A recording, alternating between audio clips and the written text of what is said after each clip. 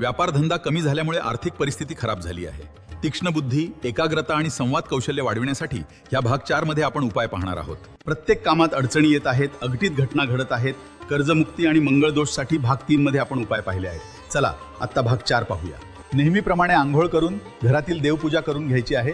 तांब्याच्या तांब्यात पाणी भरून त्यात एक नाणे, दुर्वा, तांदूळ आणि सुपारी टाकणे। नागवेलीची किंवा आंब्याची पाने लावून नारळ ठेवून कलश तयार करायचा आहे। पाट किंवा चौरंगावर हिरवे कापड टाकून हिरवे मूग ठेवून मुगावर हा कलश ठेवणे। कळसावर कुंकवाने स्वस्तिक काढणे। बुधयंत्र किंवा तांदळावर सुपारी ठेवून कळसाला आणि बुधयंत्राला सफेद चंदनाचा गंध लावणे। हळद, कुंकू, अक्षदा, फूल वाहणे। यंत्रावर अख्खे धणे मूठभर वाहणे। धूप दीप दाखवणे। हात जोडून शांत मनाने ओम बुम बुधाय नमः हा मंत्र 108 वेळा जप करणे।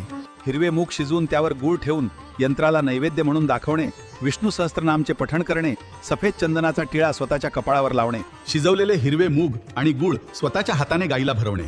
सायंकाळी पिंपळाच्या झाडाखाली मातीची पणती लावणे। दिवसभरात जेव्हा वेळ मिळेल तेव्हा होम बुम बुधाय नमः मंत्र जप करणे। घरातील बायकांना हिरव्या बांगड्या भरणे। 5 कुमारिकांना पेरू, फुले आणि मुगाचा शिरा खायला देणे। ही पूजा अधिक महिन्यातील 4ही बुधवारी करणे। शक्यतो या दिवशी हिरवेच कपडे घालणे। कोणाशीही वाद भांडण तंटा न करता दिवस आनंदात घालवणे।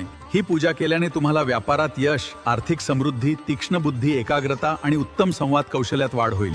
त्वचा, मज्जासंस्थाच्या आरोग्यात सुद्धा फायदा होतो। गुरुबळ पाहिजे, लग्न जुळण्यात अडचणी, सर्वत्र अपयश, नोकरी व्यवसायात अपयश, संतती सुख यासाठी पुढील भागात उपाय पाहणार आहोत। भेटूया पुढील भागात।